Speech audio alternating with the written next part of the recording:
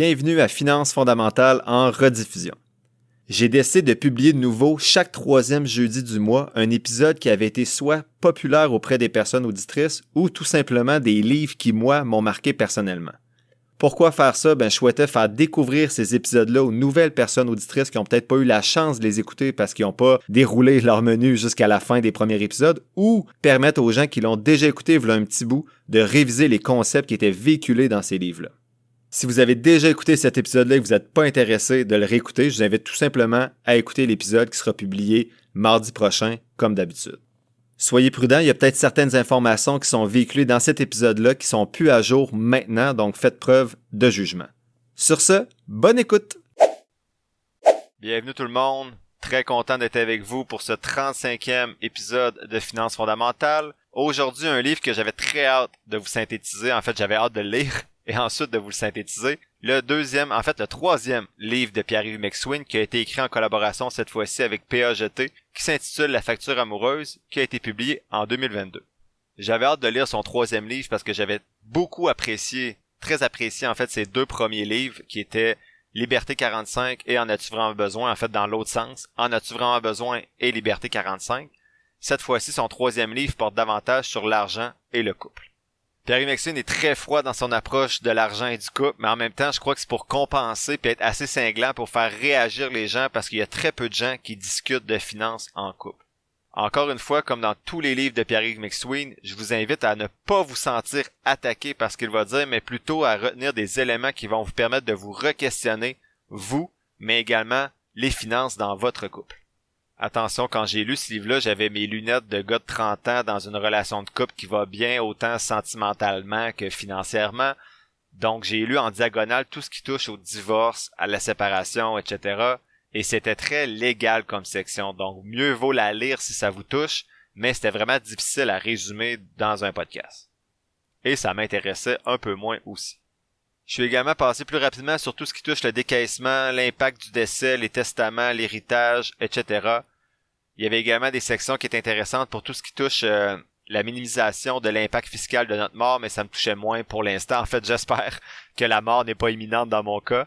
Donc, allez lire le livre si ces bouts-là vous intéressent, mais personnellement, je suis vraiment resté autour de ce qui touche les discussions autour de l'argent dans un couple qui tente de grandir ensemble, donc d'avoir des projets.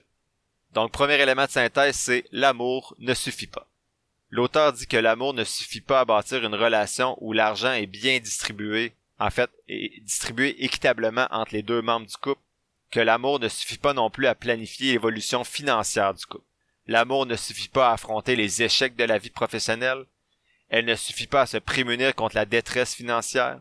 Elle ne permet pas non plus de gérer à deux une panoplie de risques, de pallier à un manque de contrôle ou éviter une mainmise toxique sur les finances, et à établir et perpétuer une cohérence entre vos objectifs de couple, vos actions et vos résultats. L'auteur écrit que les gens en fait vont lui dire que l'amour c'est pas financier, et il dit « T'as raison, mais ça joue un rôle indiscutable ». Il y a une étude qui a été faite selon lui sur les écarts dans les cotes de crédit. Donc plus l'écart est grand dans le couple entre dans la cote de crédit d'un membre du couple et de l'autre membre, plus qu'il y a des chances que la relation se termine. Donc, plus vos habitudes financières se rapprochent de celles de votre conjoint, plus il y a de chances que votre couple perdure. Pour qu'un couple perdure, l'auteur dit que ça prend de l'amour, beaucoup de sexe et du respect, mais il dit qu'on se questionne très peu sur la santé financière du couple. Il nous pose des questions suivantes. Est-ce que tu vas parler en début de relation que tu veux pas que l'argent soit un problème? Que tu veux avoir une relation financière saine? Que l'argent serve ton couple au lieu de le détruire? Il dit que c'est plus facile à faire ça à 40-50 ans, un peu moins à 20-30 ans. On peut avoir le meilleur chum ou la meilleure blonde du monde, mais il peut être pourri avec ses finances. L'important, c'est d'avoir au moins le portrait de la situation puis d'évaluer si on est à l'aise finalement de continuer avec tout ça et ce que l'autre est prêt à faire aussi de son côté envers nous. Ceux qui ont écouté l'épisode 1 connaissent un petit peu mon histoire, donc j'ai toujours été économe, mais j'ai jamais investi. Donc j'ai jamais eu de crainte, moi, de manquer d'argent dans mon compte. J'ai toujours eu un bon coussin financier. Quand j'étais à l'université et au cégep, je travaillais l'été dans une usine, donc j'avais un salaire 15$ de l'heure, 40 heures semaine. Et pendant mes études, je travaillais peut-être 10-15 heures par semaine au salaire, à peu près minimum, un petit peu plus, notamment dans des quincailleries, dans des restaurants, donc des job-ins. Quand j'ai rencontré ma conjointe, elle avait un travail, elle, pendant les études, elle travaillait 30-35 heures semaine à 30 $ de l'heure. Donc, elle faisait beaucoup plus d'argent que moi pendant nos études universitaires. Donc, on parlait pas d'argent, ça m'intéressait pas non plus dans ce temps-là. Mais je me rends compte à un moment donné que malgré qu'elle fait beaucoup plus d'argent que moi à chaque semaine, elle a pas une scène de côté. Donc moi, je lui avais juste dit, ben si tu veux qu'on construise des projets ensemble, donc on parlait de maison, on parlait de famille pour dans quelques années, ben il va falloir que tu commences à mettre de l'argent à côté parce que moi, c'est pas vrai que je vais payer une maison tout seul. Donc à ce moment-là, je pense qu'on avait à peu près 20 ans, puis à 24 ans, on s'est acheté notre première maison, donc elle a fait vraiment un virage à 180 degrés. Donc même si ma conjointe est toujours encore un peu plus dépensière que moi, elle a vraiment fait un gros bout de chemin de ce côté-là, elle épargne beaucoup plus, puis maintenant, ben elle investit par l'entremise de son compte de courtage avec des FNB passifs indiciels faciles à utiliser. Donc la morale, c'est d'avoir une transparence financière. Donc c'est une preuve d'engagement puis ça diminue les futurs conflits potentiels. Donc si on n'avait jamais parlé de nos objectifs de couple, d'avoir une maison, une famille puis de pas avoir de problèmes financiers, mais peut-être ça aurait pris un peu plus de temps avant qu'on diminue les dépenses du côté de ma conjointe puis qu'on soit capable ensemble d'acheter une première maison. Mais pour ça, il faut être prêt à s'ouvrir à l'autre et à discuter avec l'autre, mais surtout à agir ensuite ensemble pour atteindre les objectifs qui sont fixés. L'auteur dit que l'argent fait pas le bonheur, mais l'argent permet de maintenir une certaine flamme grâce à une certaine escapade à Milan plutôt que de vivre dans l'incertitude dans un demi-sous-sol. Il dit que quand il écrit ça, l'éditrice lui a réagi en disant que c'est facile à contester parce qu'à moins que tu cours après l'argent pour manger, t'as pas besoin d'une escapade à Milan ou même à Laval sur le lac pour maintenir la flamme. Donc l'auteur disait être d'accord, et j'avoue moi aussi être d'accord, pas besoin nécessairement d'avoir des milliers de dollars pour maintenir la flamme dans un couple en faisant des voyages, mais je pense qu'avoir une santé financière en couple, ça diminue les conflits potentiels qu'on peut avoir. Donc pour se défendre face à son éditrice, l'auteur disait que l'argent permet d'acheter la possibilité de faire ce qu'on veut et d'éliminer les contraintes des désirs amoureux. Donc c'est un fait, avoir plus d'argent donne accès à une multitude de choses et permet de réaliser la plupart de ses rêves. J'avais écouté un autre podcast où il y avait des statistiques qui faisaient une corrélation entre le bonheur et l'argent. Et ce que les études avaient montré, c'est au début, le bonheur augmente rapidement en même temps que l'argent augmente parce que tes besoins de base sont mieux comblés. Mais il y avait un certain point de rupture, je me rappelle plus exactement, mais il me semble que c'est quand tu avais certains besoins non essentiels qui étaient comblés, comme manger quelques fois au restaurant, faire du sport, voyager peut-être une fois ou 2-3 ans. Ben une fois que ces besoins non essentiels-là principaux, on pourrait dire, sont comblés, ben là, le bonheur augmente plus tranquillement ou augmente plus du tout, même si l'argent continue d'augmenter. Donc, même si ton revenu continue d'augmenter, ben à un moment donné, ton bonheur augmente plus nécessairement à la même vitesse que tes revenus. Donc, ça montre que le bonheur, en fait, va être influencé par l'argent à un certain point, mais après ça, il va falloir que tu ailles chercher ton bonheur ailleurs qu'avec ton argent. Le deuxième point, c'est parler d'argent en couple, mais on parle de quoi? Donc l'auteur dit qu'il ne s'agit pas de tout prévoir et de tout couler dans le béton ensemble, mais au moins de s'entendre sur des intentions communes et d'ouvrir le dialogue. Il nous pose encore une fois des questions, donc je vous les pose. Est-ce que tu connais le revenu exact de ton conjoint ou ta conjointe? Est-ce que tu connais son actif et son passif? Est-ce que tu serais en train de le subventionner de façon disproportionnée? Est-ce que tu fais un suivi des comptes? Il mentionne que s'occuper de ses finances, il sait que c'est plate puis c'est turn-off. Par contre, il dit que c'est encore plus turn-up de se faire avoir par la personne qu'on aime ou qu'on a déjà aimé. Selon lui, 48% des couples considèrent que parler d'argent est plus tabou que le sexe ou la politique.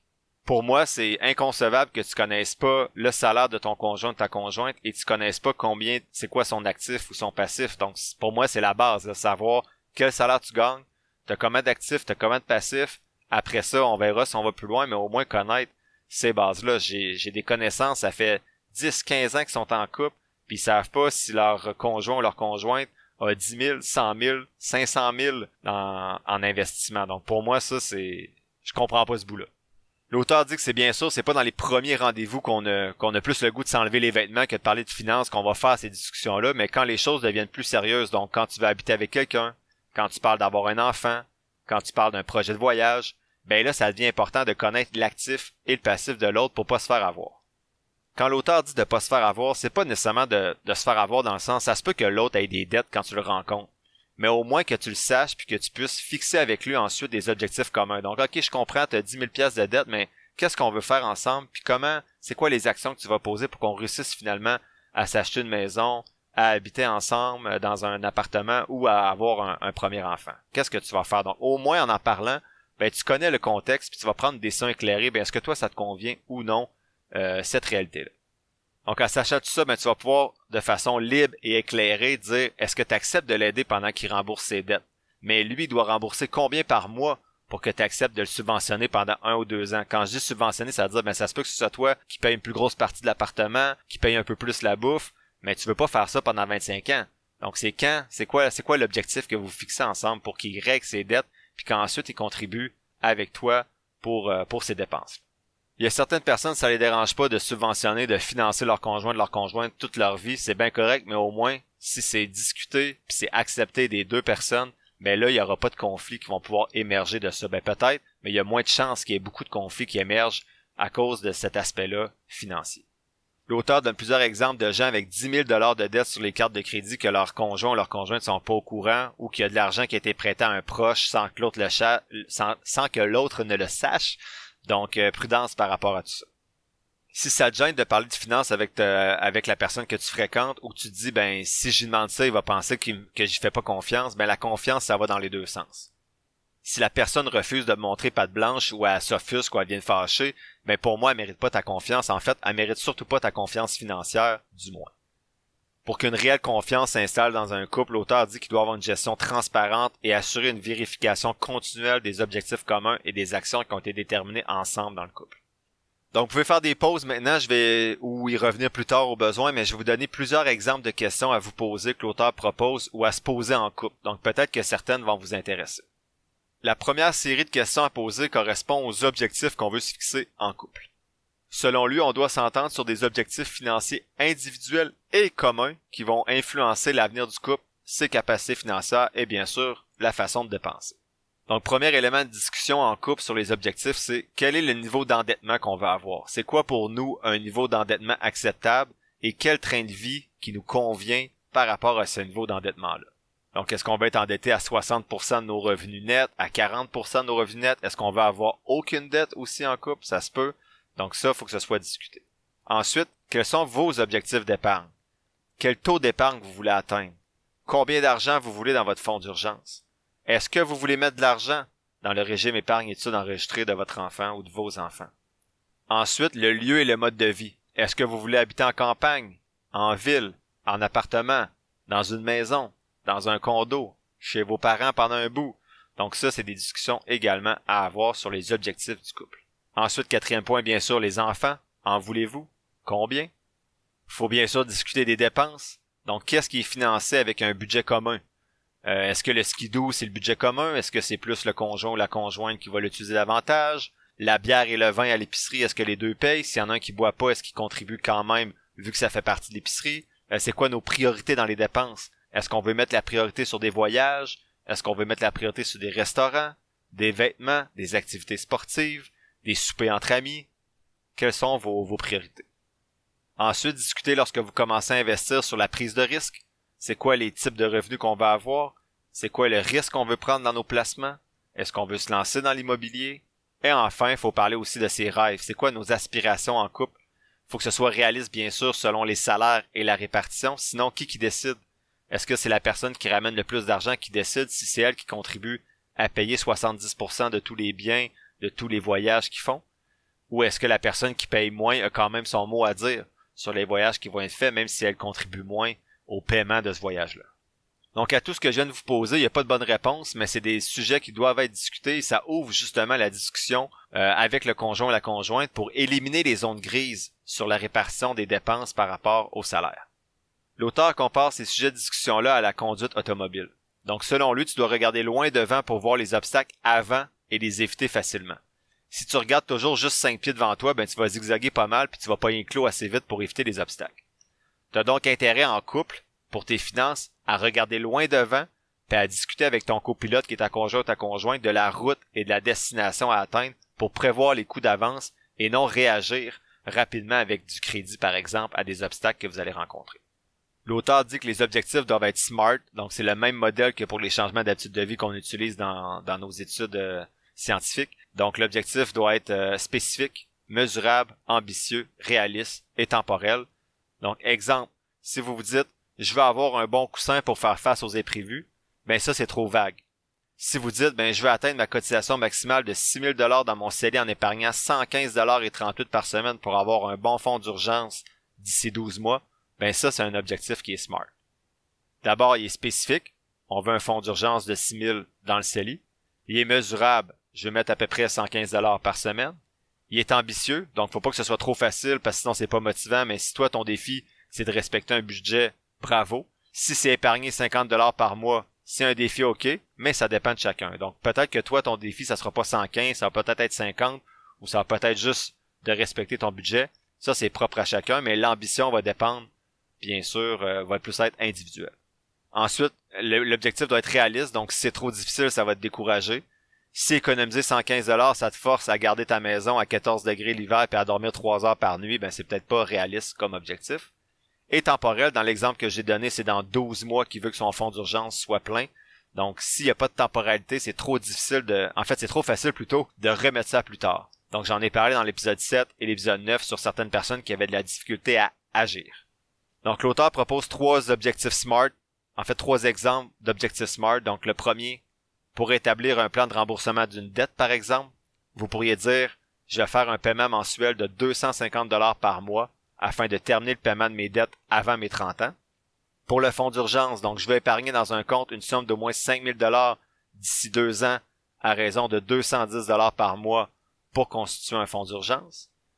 Et si vous voulez mettre de l'argent dans le régime épargne-études de vos enfants, vous pourriez avoir l'objectif suivant, soit faire la cotisation annuelle qui optimise les subventions gouvernementales pour chaque enfant dès sa naissance afin d'atteindre le plafond à vie du programme Régime épargne-études enregistré. Pour moi, celui-ci est un petit peu plus flou, pas fou, mais ça vous donne des exemples que l'auteur utilisait dans son livre d'objectifs SMART. USAA knows dynamic duos can save the day, like superheroes and sidekicks, or auto and home insurance. With USAA, you can bundle your auto and home and save up to 10%. Visit USAA.com/bundle. Bundle savings are off total premium, not available in all states or in all situations. To qualify, auto policy must be active prior to property policy issue, subject to change. Restrictions apply. Membership eligibility and product restrictions apply and are subject to change. USAA means United Services Automobile Association and its affiliates, San Antonio, Texas. With a major selection of the looks your kiddos love starting at just $4 in the Walmart app, a new school year means a stylish new them. Who knew? Find skater skirts and Crocs that say, I'm casual but cool. Sparkly sneakers that say, it's my classroom, you're just learning in it. And preppy polos that say, I'm the teacher's pet, even if they're mommy's menace at home. Find their favorite styles starting at just $4 in the app. The Walmart you thought you knew is now new. I'm always looking for ways to show my cat how much I love her. And with Fancy Feast Gems, I can pamper her whenever I want with a savory gravy on top of a gourmet mousse pâté. The pyramid shape makes serving simple, so all I have to do is peel and plate to make mealtime feel extra fancy. And with 2 entrees in every pack, it's easy to turn every day into the extraordinary. Fancy Feast Gems. Ryan Reynolds here from Mint Mobile. With the price of just about everything going up, we thought we'd bring our prices down. So to help us, we brought in a reverse auctioneer, which is apparently a thing. Mint Mobile Unlimited Premium Wireless. How to get 30, 30, bit to get 30, bit to get 20, 20, 20, bit to get 20, 20, bit to get 15, 15, 15, 15, just $15 a month? Sold! Give it a try at mintmobile.com/switch. Upfront payment of $45 for 3-month plan equivalent to $15 per month required. New customer offer for first 3 months only. Speed slow after 35 gigabytes if network's busy. Taxes and fees extra. See mintmobile.com. Deuxième catégorie de questions, discussions que vous pouvez avoir en couple, ça va toucher la répartition des dépenses. L'auteur dit que c'est important de faire une répartition avec laquelle les 2 membres du couple sont à l'aise parce que la survie du couple est pas du tout assurée. Donc ça se peut que tu aies payé pendant 5, 10, 15 ans pour faire vivre quelqu'un, puis finalement à part avec ton meilleur ami, puis tu dois en plus lui payer une pension.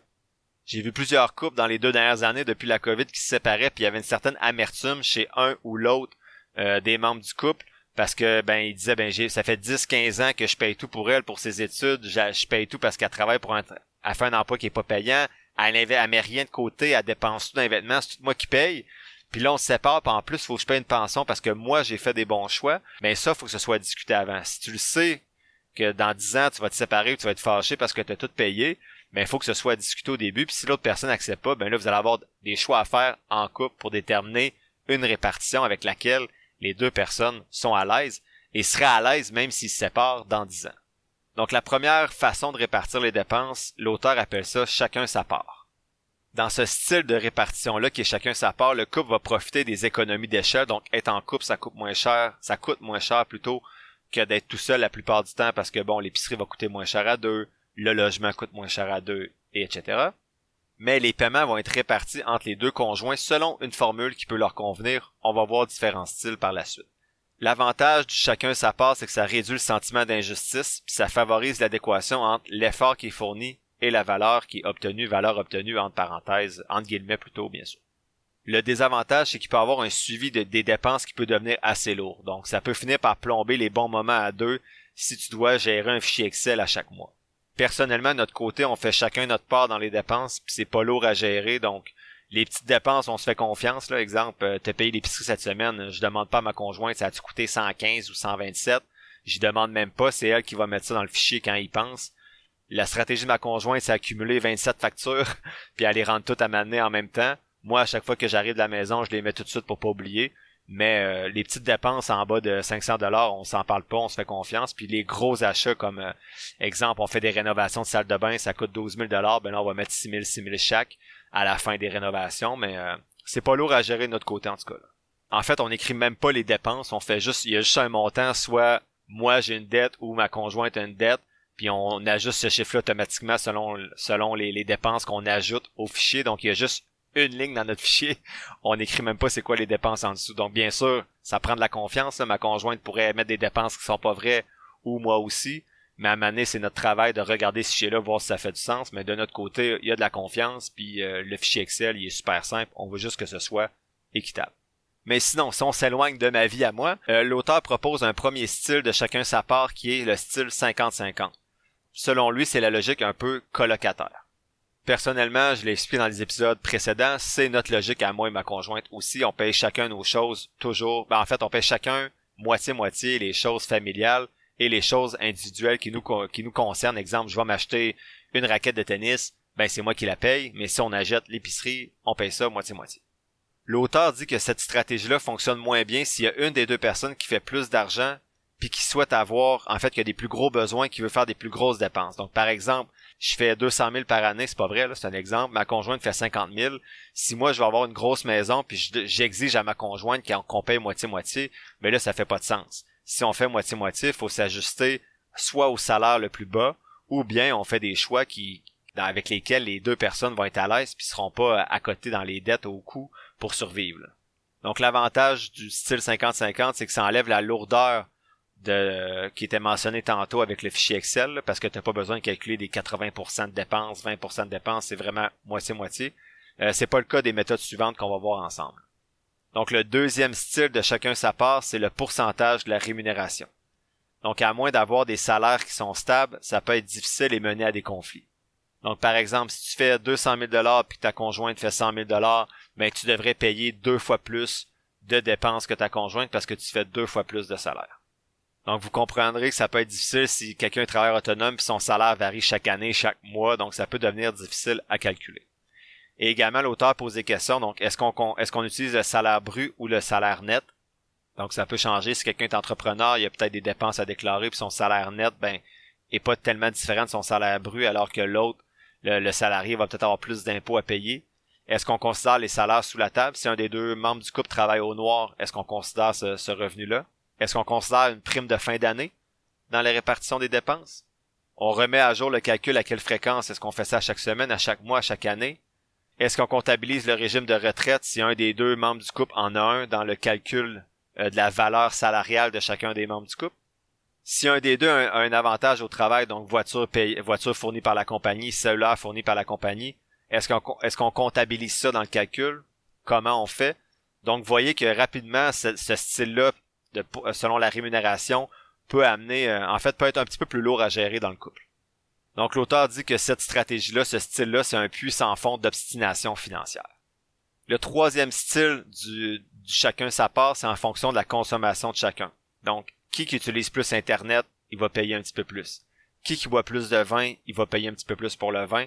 Donc dans ce cas-là, c'est plus simple de s'entendre sur une liberté de consommation, selon moi, ou bien faire du 50-50 pour tout ce qui est commun, et garder un compte individuel, comme exemple, moi, quand j'achète de la bière à l'épicerie, si l'épicerie a coûté 150 $, je vais enlever un 30 $, puis je vais séparer 120 avec ma conjointe, puis moi j'ai payé 30$ de plus. Donc c'est juste un style 50-50, pour moi c'est plus simple avec une partie individuelle que de commencer à dire bon ben ce mois-ci t'as écouté Netflix 3 heures de plus, tu vas payer 1,56$ de plus sur la facture Netflix.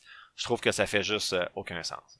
L'auteur finit avec une variante budget cochonnerie, donc il dit c'est un peu comme si chacun des membres du couple, ben en fait ça peut être un style 50-50, tout le monde paye 50-50 et ou selon la rémunération de chacun, mais chacun des membres du couple va avoir 500$ par mois pour les dépenses individuelles.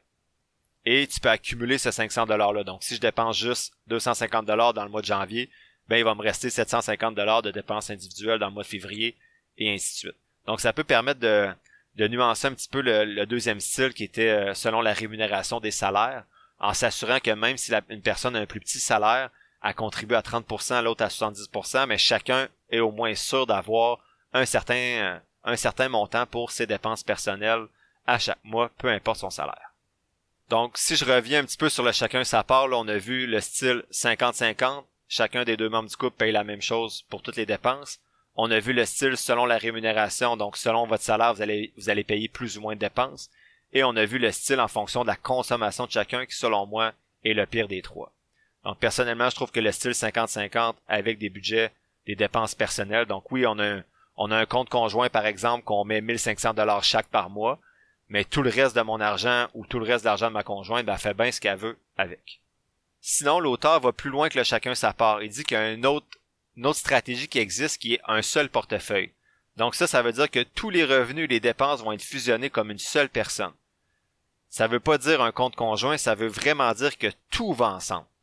Donc l'avantage, c'est que ça facilite la gestion puis ça compense implicitement l'écart de revenus entre les deux membres du couple. Les désavantages, c'est que ça augmente sérieusement le risque de conflit sur les dépenses qui sont acceptables ou non, et il peut avoir un risque d'abus d'un des deux partenaires. Donc cette stratégie-là, ça veut dire que si moi je fais 200 000, ma conjointe fait 100 000, on met ça dans le pot, donc on a 300 000 ensemble dans notre portefeuille, dans notre compte épargne, on va dire, et toutes les dépenses sont payées à partir de ce compte-là, que ce soit ma bière, ma raquette de tennis, la voiture de ma conjointe, et vous comprenez le principe. Quand on parle de risque d'abus, ben ça veut dire que moi, je pourrais, vu que j'ai accès à tous les comptes, ben à tout l'argent du compte, je pourrais retirer de l'argent sans que l'autre ça rentre trop compte si elle n'est pas à son affaire. L'auteur dit que plus on avance dans la vie, moins la gestion chacun sa part ou individuelle fait du sens. La logique, selon lui, ça serait d'avoir un portefeuille plutôt hétérogène et de se diriger progressivement vers un portefeuille qui est plus homogène, donc un seul portefeuille. Moi, je suis pas d'accord avec ça, mais c'est sûr que là, j'ai 34 ans, donc pour l'instant, je suis pas d'accord. J'aime mieux qu'on ait du 50-50, on paye des choses communes ensemble, mais on a aussi notre liberté avec le reste de l'argent qu'on a. Mais peut-être que quand on va approcher de la retraite, qu'on va être à la retraite, peut-être qu'on va dire, ben garde, on met tout ça ensemble, vu que on le sait maintenant qu'on va mourir ensemble, donc on met tout ça dans le même pot, mais pour l'instant, on dirait que j'aime mieux que chacun ait son indépendance un petit peu financière. Puis c'est vraiment pas pour dire, c'est pas parce que j'ai une crainte que le couple termine ou quoi que ce soit, mais je trouve vraiment que c'est important que chacun ait sa liberté financière, de dire, ben, de pas se sentir coupable, tu sais, mettons que moi je pars puis je veux m'acheter 2 raquettes de tennis à 300$, ben j'ai pas le goût que ma conjointe me demande à chaque fois, ben pourquoi t'as acheté des raquettes, ou au contraire, ça s'achète des manteaux, des bottes, pis là c'est vraiment pas cliché, là, c'est juste que c'est ça notre vie, là, je m'achète des raquettes de tennis, elle s'achète des bottes, ben j'ai pas le goût qu'elle aille à justifier non plus à chaque fois que je dis, ça t'a coûté 200$ pour une paire de bottes, ça a pas de sens, tu sais, puis ça serait pas contre elle, mais ça serait juste de dire, c'est le fun d'avoir cette liberté-là finalement, de pas toujours avoir, que l'autre voit pas nos dépenses tout le temps finalement, là. Je trouve que ça fait, mais pour moi ça fait du sens. Troisième sorte de question que l'auteur propose, donc j'ai appelé ça autre question. Donc désolé si ça devient répétitif, là, j'ai pas trié tout ça, j'ai juste écrit les questions qu'il posait. Donc il y a plusieurs réponses possibles à ces questions-là, mais l'auteur propose des pistes pour commencer à se fixer des sujets de discussion. Donc on peut se poser la question, quel genre de retraite on veut avoir en couple? Est-ce qu'on veut aller à Floride? Est-ce qu'on veut faire des voyages? Ou est-ce qu'on veut relaxer sur notre patio? Qu'est-ce qu'on veut avoir comme retraite? C'est quoi le train de vie qu'on veut avoir? On veut-tu avoir du beau linge, aller au resto, ou plutôt écouter Netflix relax à la maison en mangeant du popcorn? C'est quoi nos priorités? Avoir une piscine creusée ou contribuer au régime épargne-études enregistré de nos enfants? C'est quoi la carrière idéale pour toi? Combien d'heures tu veux travailler? Est-ce que tu veux être performant? Est-ce que tu es plutôt bohème? Tu veux travailler 5-10 heures semaine ou tu veux travailler 60-70 heures par semaine? Donc moi, j'ai mes réponses à ces questions-là, mais c'est pas nécessairement les bonnes réponses, puis c'est pas la même réponse pour tout le monde. L'important, c'est que ma conjointe, ma blonde, connaît mes réponses. Est-ce que vous, votre partenaire, connaît vos réponses? Si c'est pas le cas, ça serait peut-être important que vous en jasiez un petit peu avec lui ou avec elle. D'autres questions à rafale? Donc, comment l'autre personne gère sa situation financière? Donc, si la réponse est évasive, c'est un signal d'alarme. Si l'autre personne, est-ce que l'autre personne est à l'aise de présenter son actif net? Est-ce qu'elle te montre ses placements, ses actifs? Si elle n'est pas à l'aise de te les montrer, attention, un autre drapeau rouge. C'est quoi son objectif d'épargne annuelle? Si la personne répond advienne que pourra ou YOLO, ben attention, c'est un autre drapeau rouge et signe que tu vas peut-être devoir subventionner cette personne-là pendant 30-35 ans encore devant toi. Si t'es à l'aise, c'est correct, mais au moins il faut que tu en sois conscient. Donc la personne n'est pas obligée de tout répondre parfaitement à ces questions-là, mais si elle est complètement fermée au dialogue, attention. Si ces réponses vont pas dans le sens que vous souhaitez, ben au moins le canal de communication il est ouvert, puis vous avez les cartes sur table pour décider si vous allez plus loin avec cette personne-là ou non. Donc vous voyez que l'important c'est d'avoir ces discussions-là avant d'acheter une maison, avant d'avoir des enfants, parce qu'après ça devient un petit peu plus difficile ou un peu plus coûteux de sacrer quelqu'un là. Enfin, l'auteur termine avec 5 dernières questions. Donc, est-ce que votre relation amoureuse est satisfaisante sur le plan financier? En fait, autant sur le plan financier que sur le plan sentimental. Est-ce que votre répartition des actifs, des passifs, des revenus et des dépenses est juste, équitable et transparente dans votre couple?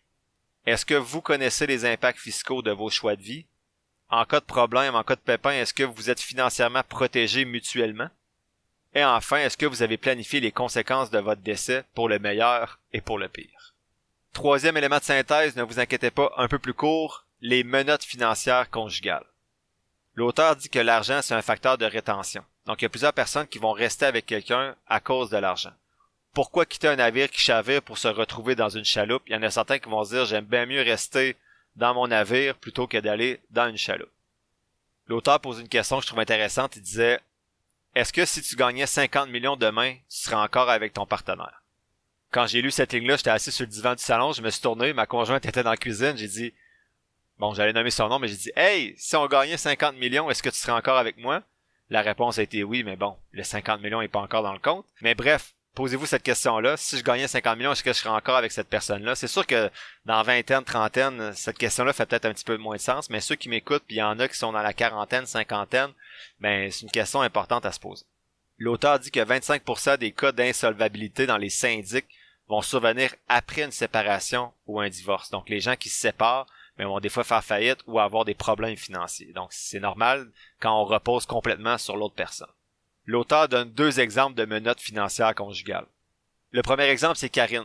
Donc, c'est une maman qui travaillait pas pendant qu'elle avait des enfants, puis maintenant, ben, elle a plus vraiment de contrôle sur les cordons de la bourse familiale. Elle contrôle plus grand-chose finalement au niveau financier dans la famille. Donc, puisqu'elle a pas de liberté financière, ben, elle a pas de réelle liberté. Elle trouve que son chum, il est rendu arriéré, elle a plus de sentiments pour elle, il boit de la bière, mange pas de légumes, il écoute juste le sport à la télé, il a pris du poids. Bref, l'auteur en met beaucoup. Donc, Karine aimerait vraiment quitter son conjoint, même si ça signifie qu'elle pourra plus voyager, mais elle a pas les moyens de quitter son conjoint. Deuxième exemple, c'est Jonathan, qui lui fait 40 000 $ de plus que sa blonde, avec 3 enfants, puis il sait qu'il va condamner ses enfants à le voir se tuer au travail pour payer une pension, qui va leur permettre de garder le même rythme de vie, donc de continuer à ce que les enfants fassent du sport, qu'ils voyagent, qu'ils aillent à l'école privée, mais lui, il va pas se séparer de sa conjointe parce qu'il sait qu'il pourra pas se permettre de payer la pension et de continuer à maintenir ce rythme de vie-là.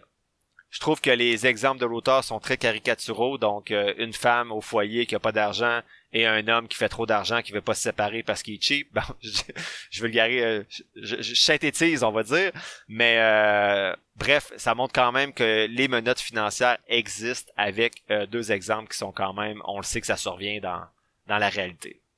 L'auteur dit que cette prison-là, ces menottes-là vont se construire toutes seules et de façon insidieuse selon les choix, mais surtout les non-choix qu'on va faire dans notre couple. Exemple, ne pas parler d'argent dans le couple. Un des 2 conjoints qui arrête ou qui diminue ses heures de travail parce qu'il est tanné sans avoir convenu de ça avec l'autre personne.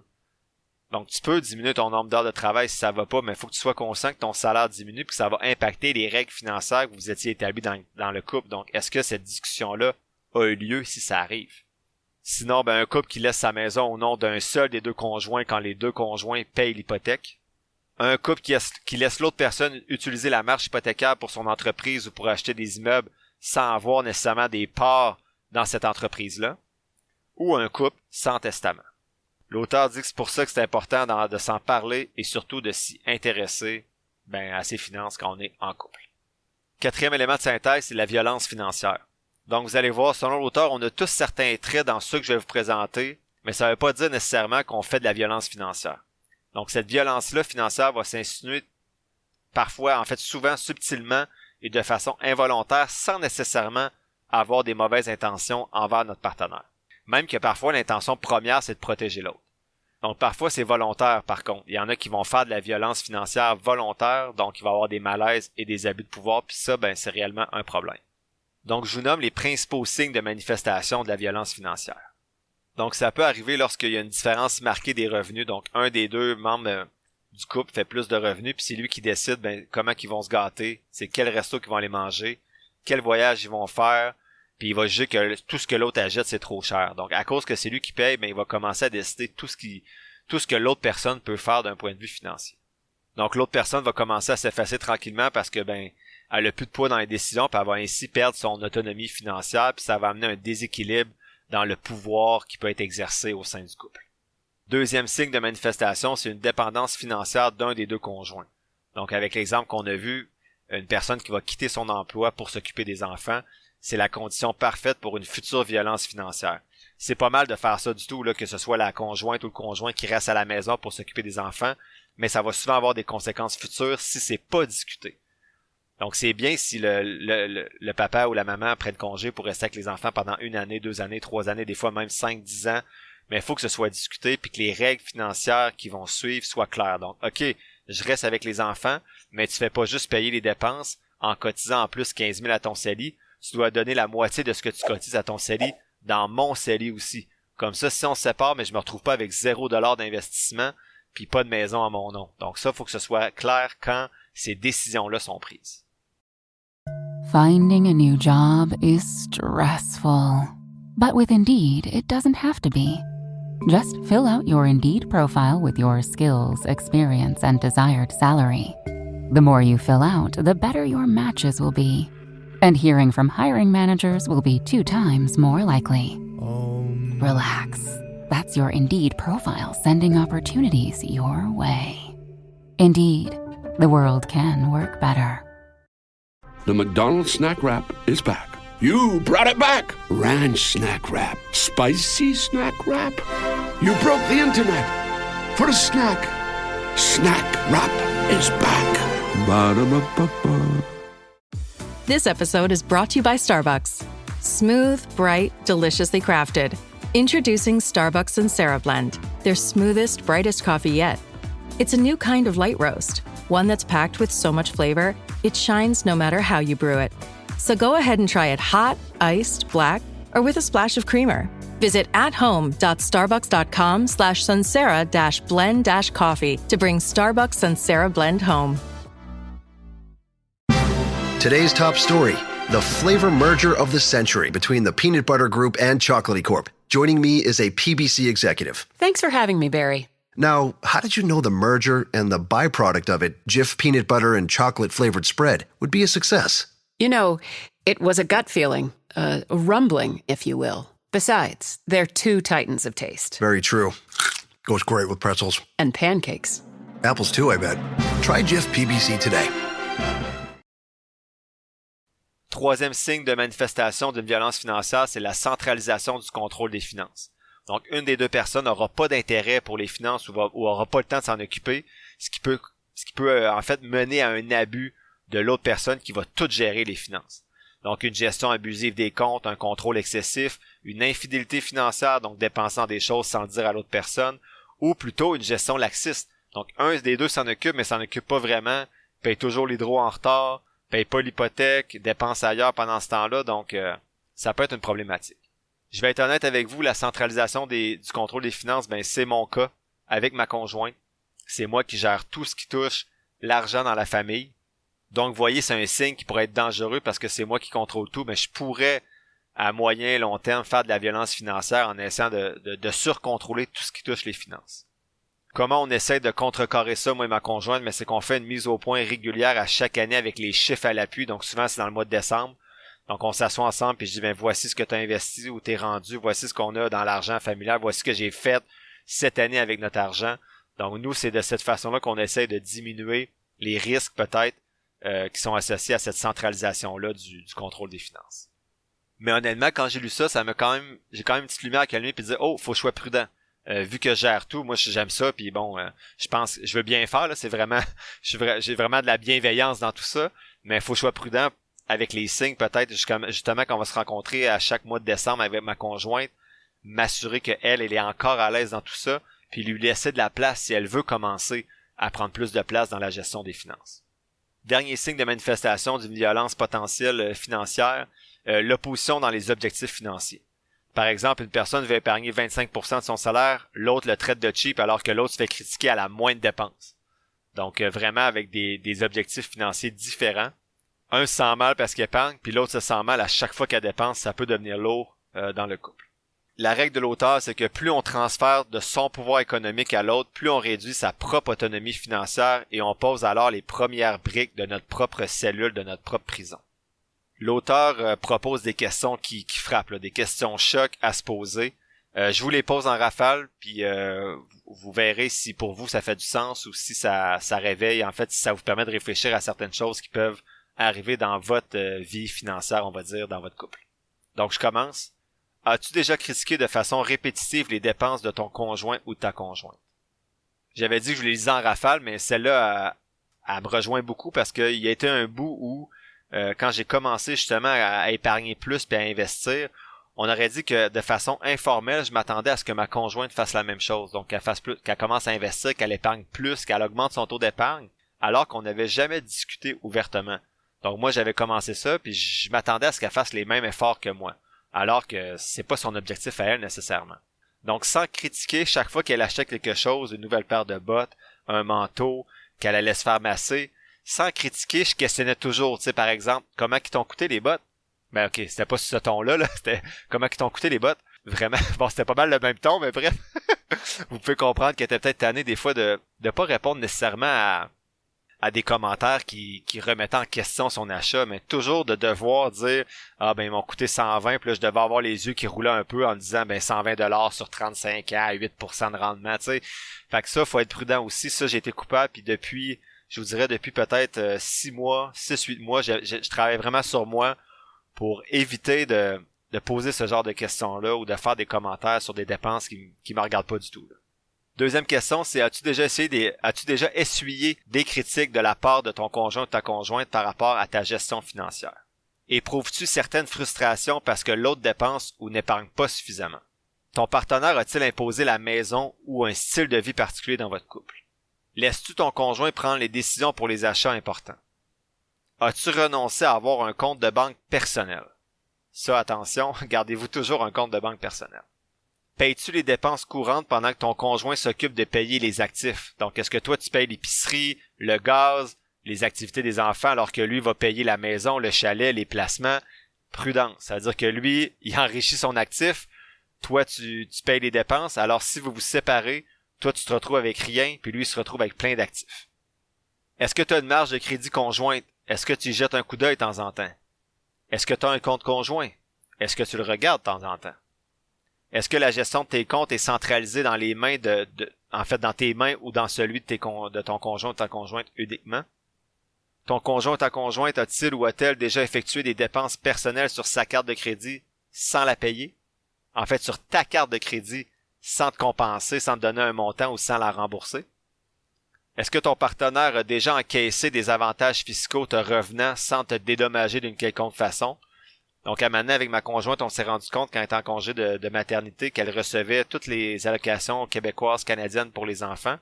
Puis là, j'y avais dit à ce moment-là, ben garde-les, tu sais, t'as arrêté de travailler, ça va compenser. Puis je payais certaines dépenses aussi pour que ce soit juste et équitable.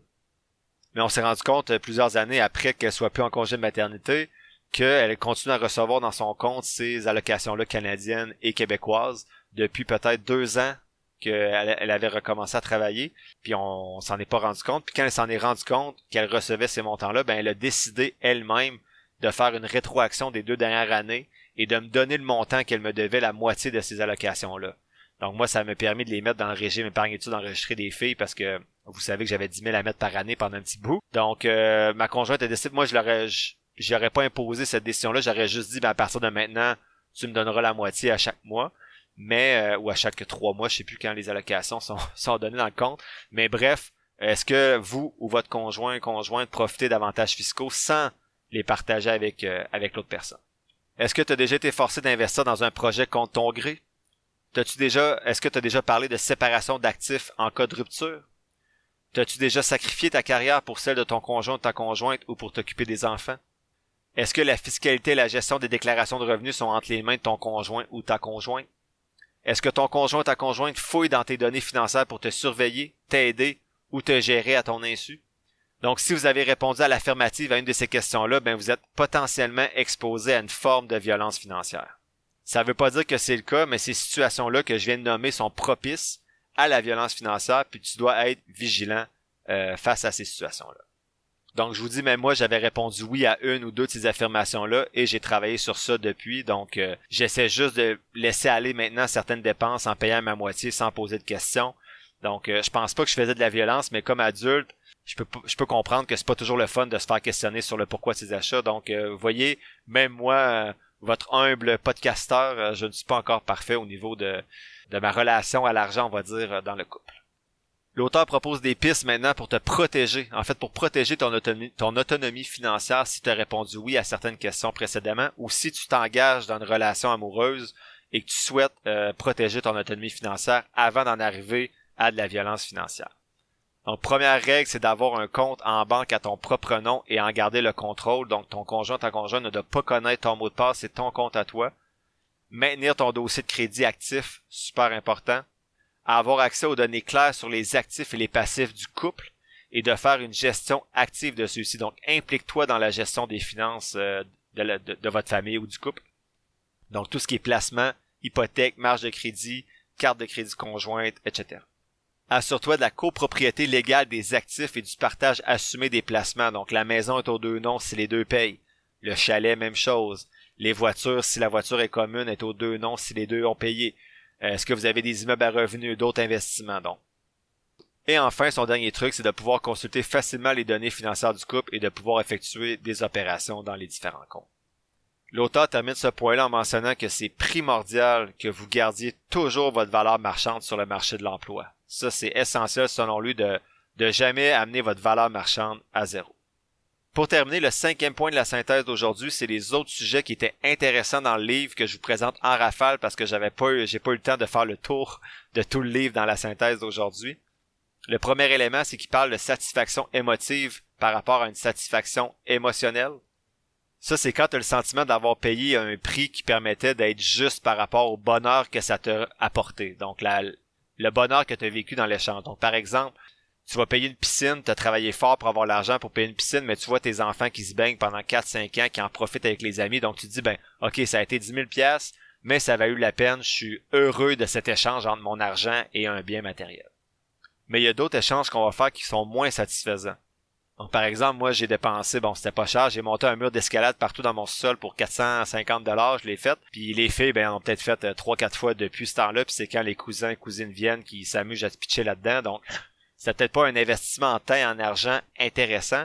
Même chose, j'ai acheté une petite voiture électrique, une petite voiture électrique à 1200 $ qui ont fait peut-être 1 heure à date dessus. Donc, s'il y en a qui cherchent une voiture électrique, elle est disponible à bon prix. Sinon, le deuxième sujet que l'auteur aborde, c'est l'infidélité financière. Donc, c'est de faire des cachotteries financières. Donc, exemple, cacher des dépenses de bijoux. On a acheté un vélo à 3000 $, mais on dit qu'il a coûté 1500. T'achètes des jeux vidéo en ligne sans le dire, des bottes que tu caches dans le placard. Donc, de cacher des dettes aussi et de mentir sur ses revenus ou sur son actif. Ça, j'en reviens pas qu'on puisse faire ça, mais essayez de pas mentir sur votre salaire ou au moins poser la question à votre conjoint de vous montrer son talon de paye ou quelque chose. Mais bref. Attention, si vous faites l'autruche, il y a des gros risques que vous devrez assumer un jour ou l'autre, probablement. L'auteur parle aussi dans un autre chapitre de perte fiscale avec un nouveau chum ou une nouvelle blonde. Donc, dans son exemple, c'est Isabelle, 35 ans, qui a 2 enfants à charge seule. Donc, ses enfants ont 2 et 4 ans. Elle fait un salaire de 40 000, puis après tout ce qu'elle reçoit du gouvernement, elle fait un salaire de 52 600. Donc, vous avez bien compris, elle fait 40 000 par année, puis à cause qu'elle a 2 enfants seuls, elle reçoit 12 600 de plus que son salaire du gouvernement. Ben, en fait, c'est plus que 12 600, elle reçoit 23 900 parce qu'elle était imposée avant, mais bref, elle fait plus d'argent après impôt qu'elle n'en fait avant impôt. Isabelle rencontre un conjoint qui fait 60 000 par année puis ils veulent aménager ensemble. En aménageant ensemble, elle perd 11 000 de bonus gouvernementaux. Donc, elle appauvrit le couple en aménageant ensemble. Est-ce que c'est un choix réfléchi? Elle perd net environ 918 $ par mois. Donc ça, c'est pas grave si les deux sont à l'aise avec ça puis qu'ils sont d'accord, mais il faut juste qu'Isabelle réfléchisse. Est-ce que ce 918 $-là de perte mensuelle par mois va être compensé d'une certaine façon par le conjoint? Est-ce qu'il va m'aider avec les enfants? Est-ce qu'il va payer une partie plus grande du loyer? Si c'est pas le cas, c'est correct. Faut juste qu'Isabelle soit consciente de ça, puis qu'elle fasse un choix libre et éclairé de dire, bon ben, je trouve que ça vaut la peine de perdre 918 $ par mois pour aller habiter avec Roger. Donc ça sera sa décision, mais au moins, il faut faire les calculs. L'auteur parle de mariage encore, donc il dit, est-ce que c'est une preuve d'amour? Il dit, non, le mariage, c'est un contrat d'apparence ou financier pour sécuriser les anxieux, répondre à un plan de personnes contrôlantes ou marquer une union au fer rouge de l'acceptation sociale. Donc ma conjointe est encore contente de ce bout-là du podcast. Donc il dit que le mariage, c'est un geste légal, financier, fiscal et économique. Un point, c'est tout. On peut feindre l'amour, mais on peut pas échapper aux conséquences légales et fiscales du mariage. Donc un mariage, en fait, c'est un contrat de séparation. Donc assurez-vous de bien réfléchir au type de contrat que vous allez signer. Il y a plusieurs inclusions 50-50 automatiques. Il y a d'autres exclusions comme le CELI par exemple. Donc c'est pas mon expertise, mais attention, si vous payez la maison puis que votre conjoint dit ben gars, moi je vais remplir mon CELI, comme ça on va en avoir pour plus tard, pour le futur, ben sauvez-vous en courant. Quand vous allez vous séparer, la maison va être séparée en deux. Donc lui va recevoir la moitié de la maison que vous avez payée tout seul, puis lui va garder tous ses CELI parce que les CELI sont pas séparés en deux en cas de séparation. C'est le cas pour les REER, mais pas pour les CELI. Le temps est pas inclus non plus, donc si tu rénoves 2-3 mois par année la maison, ce qui diminue tes revenus parce que tu es toujours en train de travailler sur la maison, ben c'est pas considéré dans le calcul du divorce. Donc il y a plein de règles dans un contrat de mariage qui va toucher plein de choses. Il y a rien sur le pendant le mariage. Tout le contrat touche qu'est-ce qu'on va faire si on se sépare. Enfin, le dernier sujet, c'est la fiscalité augmente l'iniquité. Est-ce que vous allez en profiter ou vous allez subir? Donc l'auteur dit que la fiscalité permet à des progénitures de partir plus haut que nous sur la montagne capitaliste. Donc on parlait dans le dernier épisode de la montagne financière. Donc il y en a qui vont partir plus haut sur la montagne ou qui vont avoir un chemin plus facile.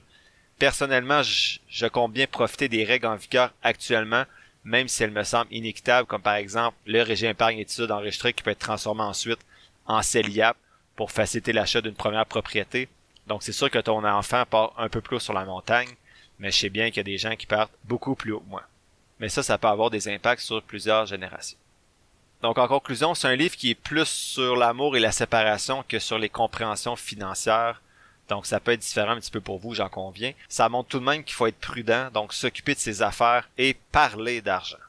Personnellement, j'ai préféré les 2 premiers livres, surtout Liberté 45, mais c'est peut-être juste parce qu'ils correspondaient plus à où j'en étais dans ma vie quand je l'ai lu. Donc le premier livre parlait d'épargne alors que je le faisais déjà, alors que ce 3e livre-là parle de séparation ou de léguer des patrimoines alors que je suis pas encore rendu là dans ma vie. Je recommande fortement cependant ce livre-là à ceux qui ont jamais parlé de finances avec leur partenaire. Ça permet d'avoir des bases pour discuter. En fait, de mettre ça clair que c'est pas un manque de confiance envers l'autre, c'est surtout plutôt de bâtir quelque chose ensemble, donc de bâtir un projet ensemble. Qu'est-ce que je retiens de ce livre-là? Ben, ouvrez une bouteille de vin ou une bouteille d'eau et parlez d'argent avec votre conjoint ou votre conjointe. Ça va vous éviter bien des problèmes et ou des surprises plus tard dans votre vie commune. La semaine prochaine, je fais la synthèse du livre de Christian Jureau, « Ce que l'argent dit sur vous », qui a été publié en 2016. L'épisode tire à sa fin, j'espère que tu l'as apprécié et merci d'avoir passé un peu de temps avec moi aujourd'hui. Si tu apprécies le podcast, il y a 3 choses gratis que tu peux faire pour m'aider. 1. Partager le podcast sur tes réseaux sociaux. 2. T'abonner, suivre ou donner quelques étoiles au podcast selon la plateforme sur laquelle tu m'écoutes. Et 3. Me suivre sur la page Facebook du podcast. Si tu veux me soutenir davantage, tu peux t'abonner pour $3,99 par mois au podcast et ainsi avoir accès à un épisode spécial supplémentaire chaque mois, en plus d'avoir accès à mon outil d'analyse. Toutes les informations pour me soutenir sont quelque part dans la description de l'épisode. Sinon, oublie pas que je suis pas un expert, prends jamais ce que je dis pour du cash, fais toujours tes propres recherches. Sur ce, merci encore pour ton écoute et on se voit dans le prochain épisode de Finances fondamentales.